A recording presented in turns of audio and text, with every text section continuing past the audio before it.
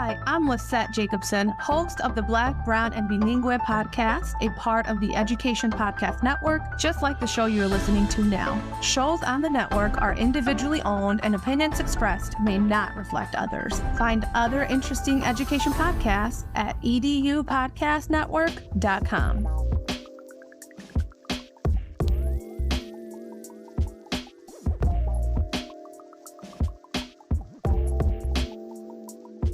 Hello, everybody, and welcome to another great episode of My EdTech Life. Thank you so much for joining us on this wonderful Monday evening, or it may be well into Tuesday, depending on where it is that you're joining us around the world.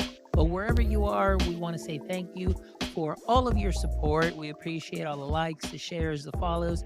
Thank you so much to all our new YouTube subscribers. As you know, our mission is to get to 1,000 subscribers, so I appreciate each and every single one of you who've jumped over to YouTube, given us a thumbs up, and have subscribed to our channel. So thank you so much, as always, for all of that continued support, because that drives us to bring you some amazing conversations week in and week out.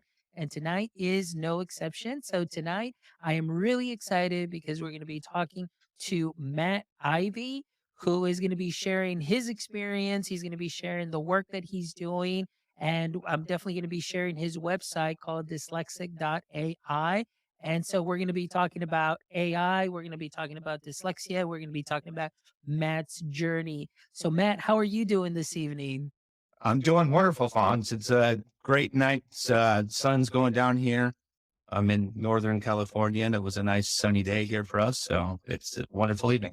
Excellent. Well, thank you so much for joining us, Matt. And just to give our audience members a little bit of history here, the way that I got to meet or connect with Matt is through LinkedIn, as obviously, you know, in the last year, we've talked about AI, and there's so many things that are happening in that space. And obviously, too, in the LinkedIn space with so many wonderful educators, people, entrepreneurs, solopreneurs, all kinds of, you know, people that are really leveraging the power of AI. And I happen to see Matt's work and the newsletter that he puts out, and signing up for that newsletter. And he definitely puts out some great content. So I'm really excited to have this conversation with you, Matt. So before we get started, if you can, Matt, give us a little brief introduction and what your context is within your professional space. So that way our audience members can go ahead and connect with you. Yeah, absolutely. Well, I'm a dyslexic thinker. That's not something I knew as a kid growing up. That wasn't something that was, I didn't figure that out until I went back to college. And so when I was going back to school, getting my degree and trying to get through math, I actually kind of I just struggled with my algebra 2 multiple times. I struggled with typing. I knew I thought different, but I didn't know exactly what it was until I was an adult. And then, but I always had a passion for learning. I love to learn, but I kind of always wanted to do it my own way, which makes sense now a lot as I look back on things that I'm learning now about myself. And a lot of that's through my daughter, who's dyslexic, who's 11. So that's kind of my career path. Was I wanted to be a teacher. I love to do tech stuff. I kind of got into a tech job where I worked in a server room. I got to do some really cool stuff.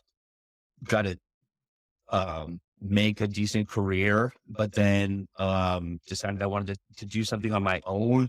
Moved up to South Lake Tahoe so I could do some snowboarding and just disappear for 6 months. And that turned into going back to college, actually, which was really cool. So I went back to school up there. That's where I found out I was dyslexic. They helped me get through my math class, but that was about all I figured out about dyslexia. So I get my degree, and it did change from liberal studies to recreation administration kind of halfway through. And it was my passion for teaching outdoor education that led to me realizing that teaching in the classroom, the way that standardized classroom setting was these days, was not going to work for me.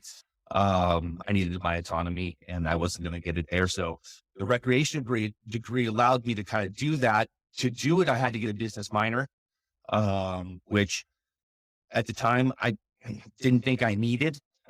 And now it was the best part about the program, honestly. So that program allowed me to become a teacher of all different types of programs, which was really cool. We got it was like we learned about how to work with senior programs all the way down to little kid programs, and then all the administrative side of things. And so at the time we graduated, started our own business doing a mobile rock climbing wall.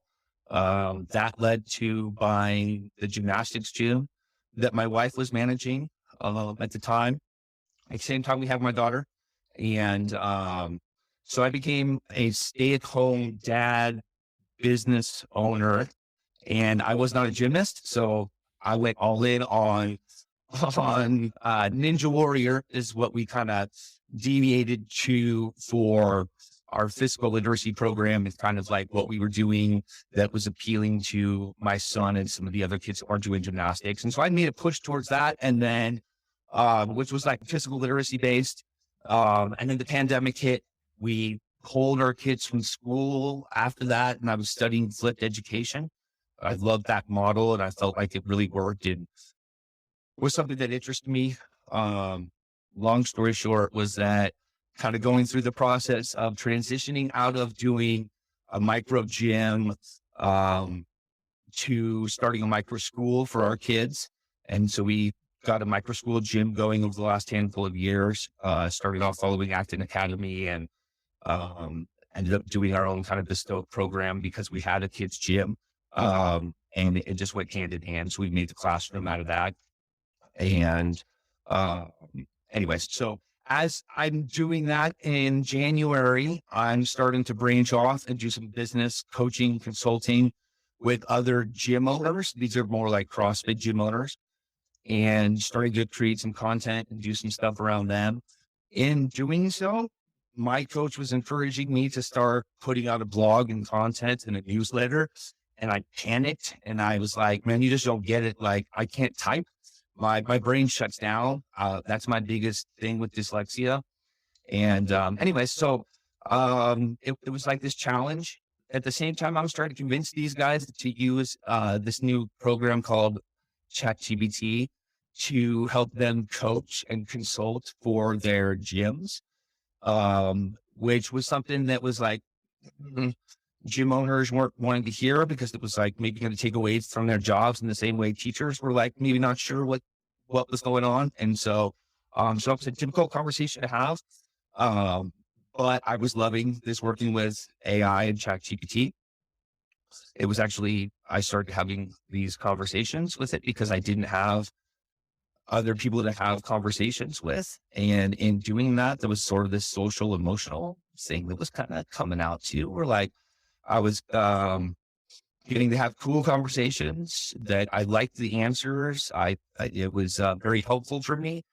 And I had this like aha moment and just went, wow, this is like going to be game changing for dyslexic thinkers. And so that sort of started this idea of a dyslexic AI chatbot. I'm not a developer. I'm not a typer. I'm terrible at it.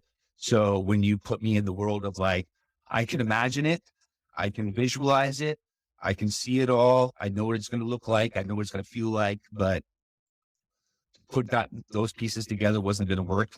I tried to learn Python. I tried to learn some of that stuff, but anyway, so it turned into sort of this challenge of a newsletter. I created this book, and showed kind of a PDF guide through using technology and different LLM models to go over what my thoughts were on Dyslexia AI, kind of my story, how I was using it, and just to get that out there.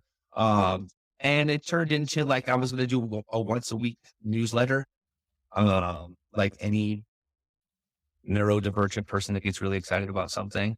I got excited, created 52 weeks of newsletters, which after posting the first one, made me want to post one the next day. And so I ended up with 52 days of newsletters, and just posted them and went, okay, now it's a daily newsletter, I need to get my thoughts out. And so that's how this all kind of spawned. It was basically just an opportunity for me to have a voice and to share my backstory, which I had never done before. I had never told anybody that I had dyslexia. I had never shared that. My close friends and people didn't know. I was really good at hiding it and masking it. These terms and things I'm learning now as an adult. And so, anyways, that's kind of how we got started and where I'm at now. Wow, and that's great. I love the way that number one, just really outside the box thinker. I love that. I love what your mission is, your purpose, and really, just the fact that, like you mentioned, going through this and like you mentioned, masking it, covering that up. And I'm not sure how that is. And I would like to just learn a little bit more about that because I know that for you, when you discovered the AI component, of course, the chat GPT component of this, that, like you mentioned, has really helped you in that aspect. Like, well, you don't like to type or, you find it difficult, but you can visualize it and you know exactly what it's going to look like, which is kind of very similar to the way that I am. I'm very visual in that sense. And just like we were talking in the pre-chat, it's like, oh my gosh, like I'm not a big fan of writing, but I know I've gotten a little bit better. But I'm more of I can visualize it, and if somebody could just put it together for me, we'll be good to go. But Yeah. Matt, I want to ask you a little bit, because to me it's so important because I know that there are many young adults and even young students right now in the K-12 space that may be struggling with dyslexia. They may be struggling with other things, but I would love to just hear a little bit about your story within the K-12 space and even now as an adult, how you've been able to kind of go and cope or maybe even mask and tell us a little bit about your day-to-day experience. And then we'll talk a little bit about how Yeah. that AI component came in and has really helped you just be a voice on LinkedIn. Yeah. Well, it's been game changer. It's life changing, right? Absolutely life changing for me. The way that when I look back now, um, the way I love to read, um, I was lucky. My grandma brought me up on listening to old time AM radio shows before I would go to bed. And so, and it was awesome because I could visualize everything. And so I was fascinated by that. And so, in fact, I was listening to adult AM radio shows because you couldn't, it was back in the day when you couldn't just get it on demand, right? It was like Sunday night at 9 o'clock was the 1 hour that I could listen to it before I'd fall asleep. And so, there was that sort of like visualization part that I enjoyed, and I loved reading. Reading was really a huge thing in our house. It's kind of why I'm surprised. My mom was the librarian for our school, for our private school when I was growing up, and we didn't catch on to my dyslexia at all with it, and so, um, but the way that I did it was I had to become a leader in a lot of ways. So I was either going to be the leader or the class clown. And so those are like my two coping, like, well, and the athlete, it was really like where I went with everything because I am ADHD as well. I am realizing now, like I've never actually said this publicly, but I am on the spectrum for autism, and that's something that I'm figuring out as well too, right? And so, as an adult at 46, and it's only because of this process that I've been going through, trying to figure out why I was masking how I was doing things over the years. So, when it came to being in the classroom, I was the first guy to uh, answer questions, do stuff, but raise my hand to go to the bathroom or be when I knew I was going to be the next person to read. When they're pretty easy to figure out when you're just going down the road and switching up people's reading. I was the person that was like, "Hey, do you want to come up here and help? Like pick the readers? Absolutely, whatever I can do to like get myself out of that situation." Which put me in a different situation. It puts you in front of people in a different way. And so I coped by doing that.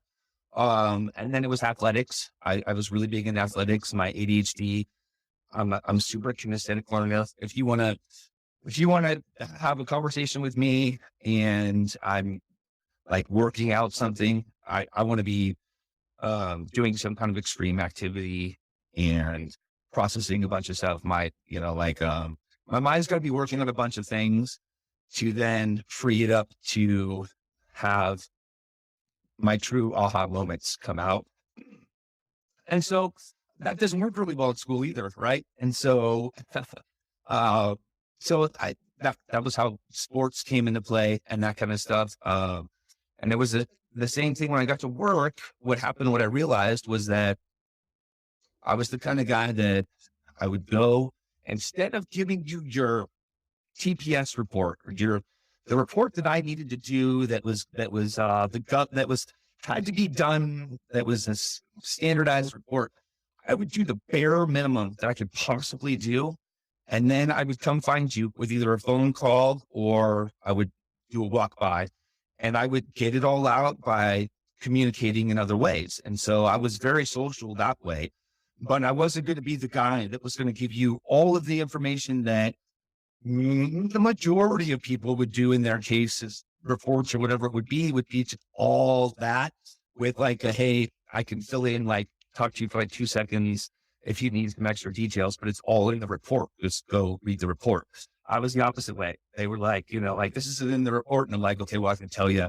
And so anyway, so I found my ways to cope that way. And then, when you bounce around from job to job to job, I worked at a family job for a while. And so that afforded me the opportunity to make mistakes and do things on my own. I didn't do very well with being told what to do in jobs, where I didn't have the liberty to be flexible in how I did things. And so I found my way out of those jobs really quick. And that was my one way of coping. And then when it came to like the typing, really, I had my mom and my sister in my glove box.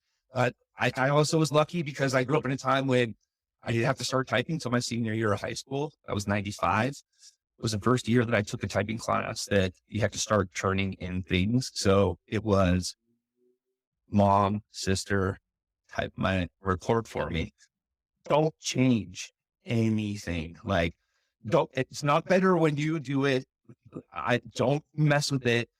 I need it exactly this way. Just do it. Just type it. I was very adamant about that. And so, which actually kind of is an interesting segue to the whole AI conversation that I'm having right now with people, because I look back now and I'm almost like that. I wasn't a cheater. I didn't cheat, but I was going to find every shortcut that I possibly could to make it easier on myself, like with integrity and honesty and whatever. And so, I mean, I wasn't going to tell my teachers that I didn't type it. I wasn't going to go that far, but it was my thoughts and it was my words. It was my content. And so, like, segueing into where we are with AI right now, that's something that I'm battling right now because I'm creating content and I didn't think that I could create content. It got so bad for me that I could not communicate with my own team, which was my wife, my manager, general manager, and a handful of coaches for our gym. Because if I wasn't there in person, there was zero communication from that. Zero communication. And then I would come in and I would get my little time with them and I would shove all of this, everything down their throats at one time and bombard everybody, And so, but it didn't work because it wasn't consistent and it was all or nothing with me. And, in my family, I was called feast or famine. And it's for a reason. It was all or nothing. Like, I'm either visionary, I can see it all, or I don't see it. I don't pick up on those cues. Like, maybe that's on the spectrum part, right? Like maybe I'm not good at picking up cues. Maybe I'm really good at picking up cues. I walk that line constantly back and forth, trying to figure it out. And so anyways, I found different ways of masking it, hiding it, getting around it. But it really did get to a point where it was a turning point for me. Like I had to do something. Like creating this newsletter is now a healthy addiction, I guess you could say. It's become. It's just something that I have to do. I know I need to change how I'm doing it and adjust some stuff or whatever, but it was like, can I just show up every day and get my thoughts out in a way that I haven't been able to before? And the AI tools allowed me to do that. Um, because there's no way I would not be doing this without them. But I will say I've spent 1,500 hours, like since January, consumed by how do I prompt it? How do I train it? How do I get it to speak like me? How do I use it every day in a way that is I feel like I have no desire to use the tool to make me sound smarter or use a bunch of bigger words. In fact, honestly, I have to dumb it down constantly. I dumb it down to speak my language because I don't speak that way. And so I'm using it in a way so that I get to voice my opinions and my thoughts and stuff, and it helps me with that. But I'm not using it to just create this content that AI generated in the same way that I wouldn't let my mom change my paragraph for me. So That is amazing. That is, man, like you've hit on so many things that you covered everything very well. And, I thank you so much for being very open and honest and just sharing your story with us and the way that, again, that experience. Like I didn't start typing till I was in junior high. And but very much so like you, where I would just do the same thing. It's like I'm gonna find the lowest barrier to entry and the lowest and the easiest way to submit things in my own way because that's just the way that I would do things. But now, like you said, with these tools that are readily available for us for this last year, and they only keep getting better. And of course, we know in the education space, these tools are doing some great things and helping teachers out. But even in the professional space, though the space that you and I navigate also as well, these instruments, these tools are doing some great things to help or give us a voice or help us really amplify our voice and kind of really just put our ideas and thoughts together in an organized way to really get those out. Because sometimes, like I said, we can definitely see it and we see the vision, but sometimes we just need that little extra help to really just put that vision together. So I want to ask you, when was that aha moment for you that really you said, this is it? I am going to start my daily newsletter that I'm going to put out. And what was, I know you wanted to, like you said, you mentioned you want to get your ideas out, but what was the main purpose? What is it, or actually I should say, what kind of information are you sharing with us as readers on your newsletter? yeah, well, as far as the purpose or um I knew that it was helpful. Like the first day that I used it, it was like mind blown. And we started with the Harry Potter story. It was like, and this is something I enjoy doing, like going back through my history of all of this and where did it start? And it started with the very first post that I saw was somebody that had created the Harry Potter story that was like kind of like almost choose your own adventure. And you got to answer the questions A, B, C, or D or whatever. And I did that with the family, and we just went, wow, I didn't stop. Everybody else was like, that's pretty cool. Like, like they played with it and they've done stuff, whatever. But it was like immediately like that was cool. So I started feeding it. I was right in the mode. It was perfect. Like I was just getting into this, needing to make a change for myself. And so that aha moment happened in January, like the first time that I tried it. Um, as I started to use it a little bit more, I immediately started like talking. Almost all the conversation was about dyslexia and using this tool, dyslexia and using this tool.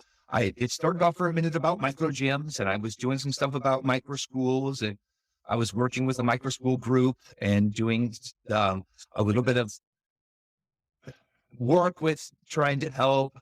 I have a passion for keeping teachers in teaching. And so there was this, we were trying to get our school going. And so I was kind of going down this path.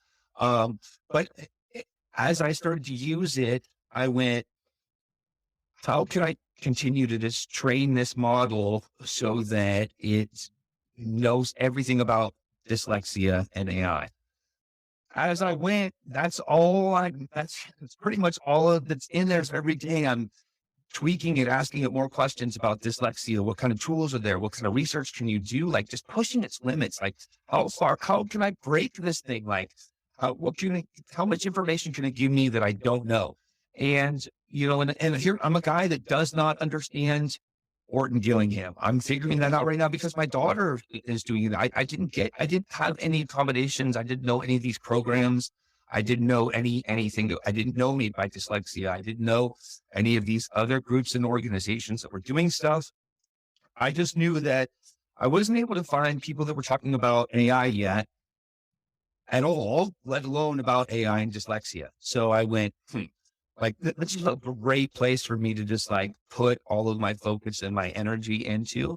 And that was really like, okay, how do I create a chatbot? How do I create an LLM model that when you come to, you get to have this conversation like I'm having it? And so I was just like basically copying the way I was using it and reverse engineering. It's the way my mind works. How I reverse engineer, and I live in this world of like how do I make things up, and like how do I make it happen? And then as soon as it gets to like repeat process systems, SOPs, all that stuff, I'm out of there. Like I like to live in these other two little worlds. And so it was, how can I just get as much information in there? How can I just prime this thing with as much data that I possibly can? So then I started using other tools to feed all of that information into ChatGPT. And so what I thought was going to be easy, because I got onto LinkedIn and started creating this network, and I had started to create a little bit of a network for the micro schools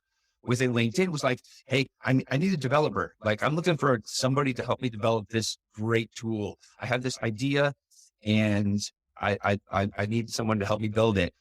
That wasn't an easy conversation. Like, I wasn't ready. I didn't know exactly what I wanted. I couldn't find the right conversations, so I just kept going down the rabbit hole, which has led to the fact of like, now we can create our own models, right? And it didn't take very long to get to a point where you could start to create these own tools. So I started to play with that, right? So I've got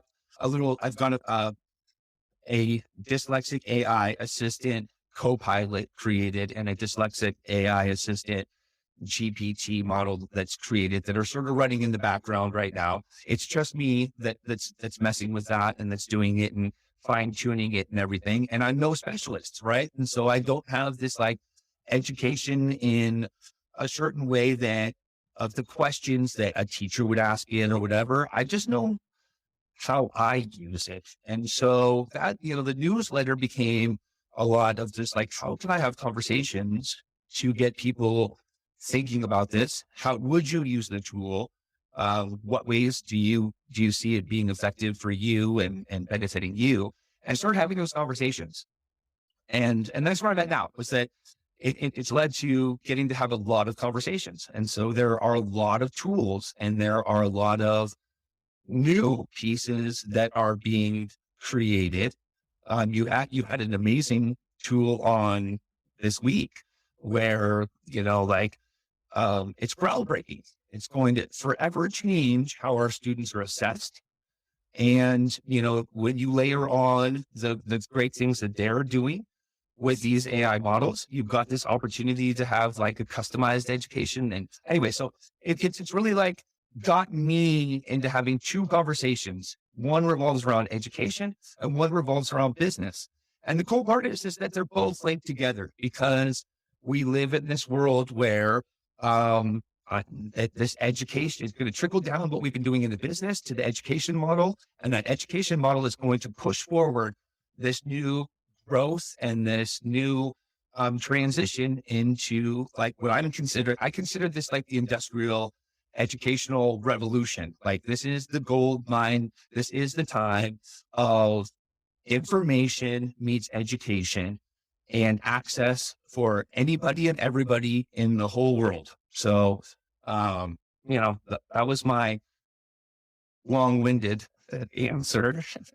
No, but that was so much great stuff in there, Matt. And I mean, just the passion that you share it with. And I just want to share here, Thomas Hummel, who's joining us on the show. It says the work that you are doing is so important. So thank you, Thomas, And thank you, Thomas.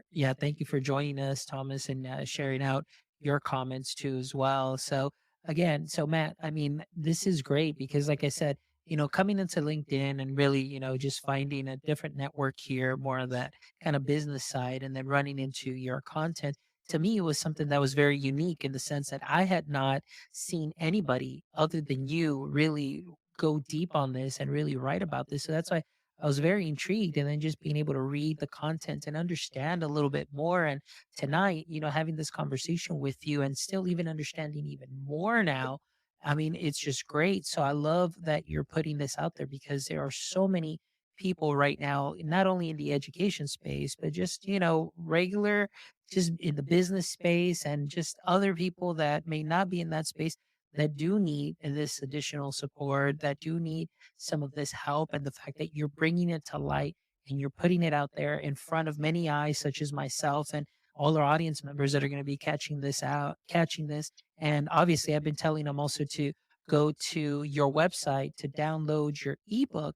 So that kind of brings me to that point of the ebook. So tell us a little bit about the ebook and the inception of that ebook, how it all started out. And by the way, before you talk about the ebook, I definitely love it says outside the box, the Dyslexic AI playbook.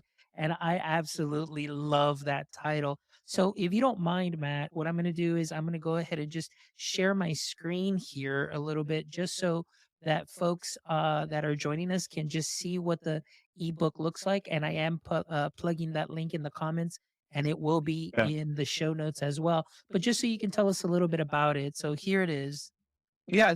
I mean, this, I want to talk about a work in progress. This was like the start, right? Was how can I put together this playbook? And honestly, when I created I was using the 3.5 model. I was maxing out, my 25 inquiries per every few hours. Just because I was so intrigued by what I was coming up with. And then, it sort of, just a little background is, there's a little bit of history about dyslexia and kind of going over neurodivergent thinking and stuff for the people that aren't aware of kind of that information. And then it kind of goes down to two different avenues. And one was, an education thought process and then the business thought process. And how are we going to use these tools in school and education? And then how can we use these tools for careers and for the business world? And so that was kind of like the thought process. I will say, like anything else, I'm not happy with anything. I'm almost embarrassed to say that it's even out, like available, because I want to revamp it. And the cool part about this is everything's changing so fast. Like it's rapid fire constantly. And so it's a work in progress, and it's something that's going to be always a work in progress, which is pretty cool. It's what I needed. So it was meant to sort of be like the first conversation that we get to have about these tools, and recognizing and honoring that they are a great pairing and that they go well together.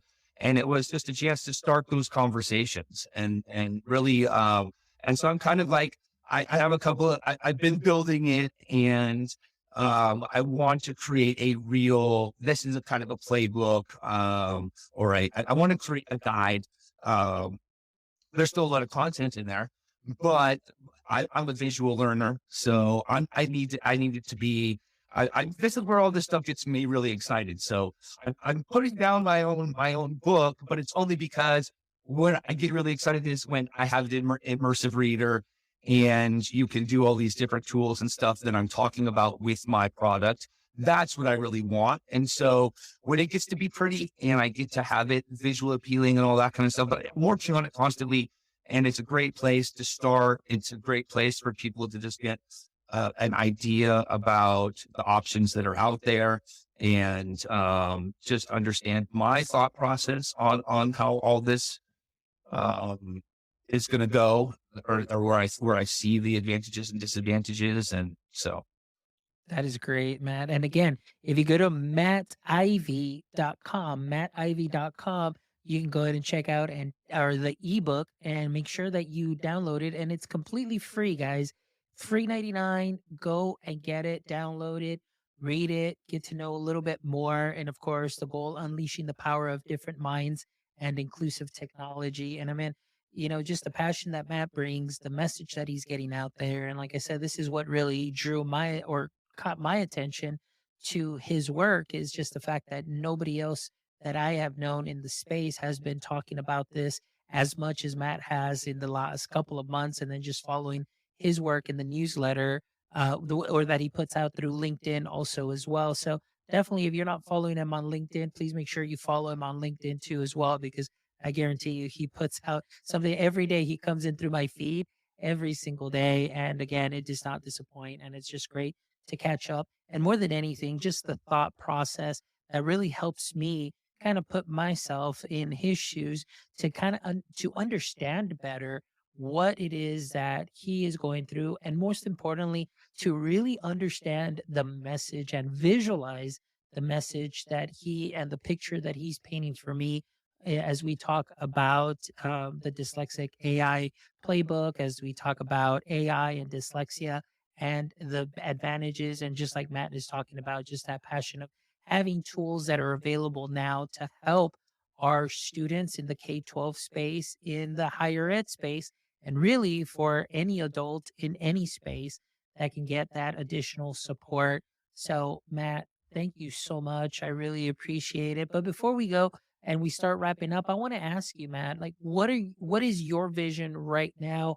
Maybe whether it's 3 months down the road, maybe a year down the road, where do you see this going for you?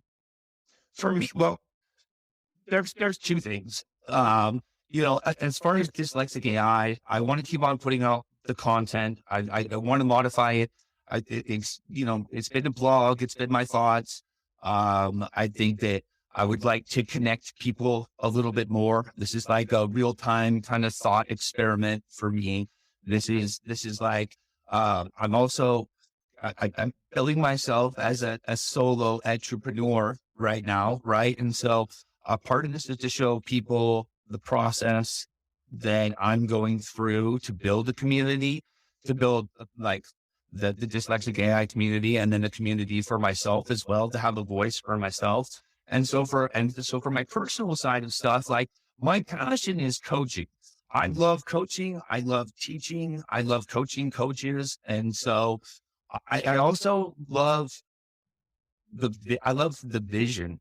So that was something I didn't realize until recently, that I saw things that a lot of people didn't see. I could visualize things in my head in a way that a lot of people can't do. And so I enjoy that part of it. So doing more coaching and consulting, this type of conversation, having a longer format conversations like this to be able to share that vision, because it's not easy to share this conversation, to have this conversation. I mean, we could talk for hours and not talk about the same thing with these subjects right now. And so anyway, so I want to do a little bit more down that path, helping out others and doing coaching, consulting, and then continuing to put out the content and sharing that journey. But really, that part also is like, as more people are getting involved, it's being able to share everybody else's journey. I like to bring people together. I'd like to be the spoke or the hub that brings other people together. I'm not the master of any of these things. I don't have all the answers. I don't have all the knowledge. But when you start using these tools, it's allowing me to build this network in a way that was never possible before. And so that part of the journey alone is enjoyable to share because, just having AI conversations alone, let alone dyslexic conversations, let alone tech conversations as well. These are all new conversations and new paths forward for a lot of people. So all those get me excited. And I just want to continue to do that and help as many people as I can along the way. Excellent. And I love that, Matt. And really, I can see your passion. There's a lot of things that you mentioned that really resonate with me because I find myself quite being like you in the sense that I love to just be that connector of people and bringing people with similar or different ideas and having these amazing conversations that need to be had and just providing that space and amplifying voices. So we definitely have that in common. And so hopefully maybe in the near future, we can definitely start listening to maybe the Dyslexic AI podcast or something out there, where you can have some more of that outreach. And that would be amazing. And it would be definitely very beneficial to us, to all our audience members, and obviously to you as a creator, as well as I know that I find just a lot of, just self fulfillment through this and just a lot of happiness and joy to be able to connect people also in similar or different situations and learn from each other's perspectives. And I think that's so important. So thank you so much, Matt, for being with me here this evening and Thank you. sharing your story and your passion. But before we go, I always love to end the show with the last three questions. And I know I put them in the calendar invite. So let's see if we can go ahead and get some nice answers here.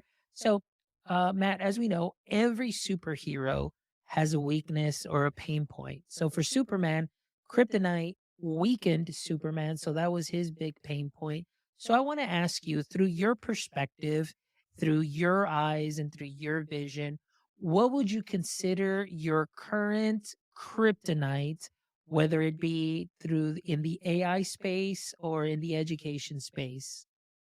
Um, well, for the AI space, it's just getting people on board and in tune with it and using it.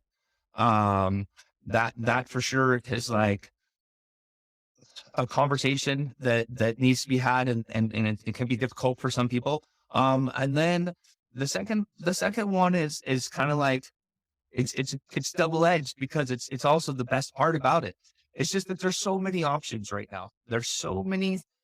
It's moving so fast. This world is just moving so quickly that it's hard to keep up, right? And so, but that's why we're here, and it is to be that bridge, that gap between being able to keep up and being overwhelmed with it, and being able to like give teachers, students, and people the tools that they can use and not be overwhelmed and intimidated by them. Like so. Excellent. Great answer, Matt. Thank you.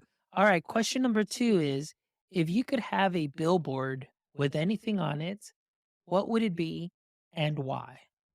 It's that.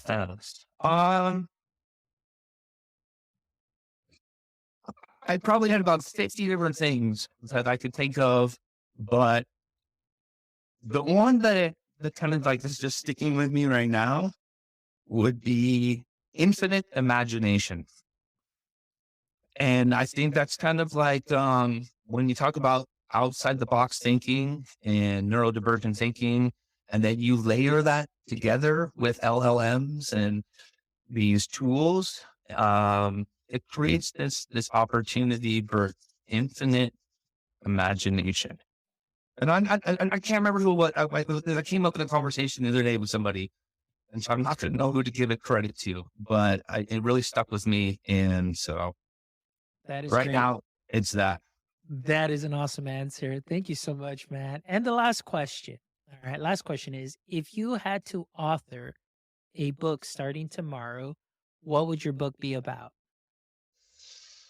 Now, this is a tough one for me because I definitely have this content I've been working on that has to do with dyslexia and academics, but it's geared towards athletics and my whole athletics part of my life, and interviewing some athletes and people that were athletes that did business stuff. And then the second one, honestly, which would be a kind of a deviation from where I'm at, would be like sacred geometry.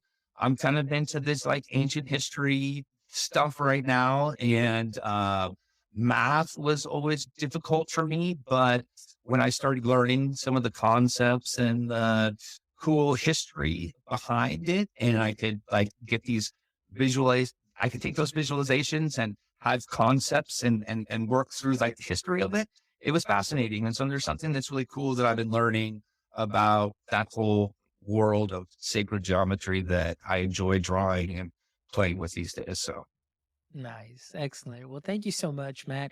I appreciate your answers. Again, I appreciate your time and I appreciate the work that you're doing. So I definitely wish you the best and I definitely look forward every day to seeing your content on LinkedIn. So for all our audience members, please make sure that you follow Matt, follow him on LinkedIn. Go to Dyslexic.AI, go to mattivy.com. Make sure you check out that free ebook too as well, just to kind of give you an idea of the work that he's doing, the message and the vision that he has, what he's putting out there into the LinkedIn space and social media space. So please make sure that you do connect with him. And for our audience members that were joining us today live, thank you so much, Sophie. I know you were putting some comments in here, Thomas also as well. But for all of you that are going to be catching this on the replay, thank you as always for making my EdTech life what it is today. Like I said, we do what we do for you because we want to bring you some amazing conversations week in and week out, and conversations that will definitely continue to help us grow professionally and personally, and also to connect with other amazing educators, creators, practitioners, entrepreneurs, and edupreneurs as well. So please make sure you visit our website at myedtech.life, myedtech.life, where you can check out this amazing episode and the other 253 wonderful episodes with amazing guests that I guarantee that you can find some knowledge nuggets and be able to sprinkle those onto what you are already doing great. So please make sure you visit our website. Please make sure that you visit us on all socials and follow us on all socials. If you haven't yet, just follow us at MyEdTechLife, at MyEdTechLife on all socials. And please, guys, don't forget, we're trying to get to 1,000 subscribers on YouTube. So please make sure if you haven't yet, jump over to YouTube, give us a thumbs up, and subscribe to our channel. We would greatly appreciate it. So thank you, as always, from the bottom of my heart. And until next time, my friends, don't forget, stay techie.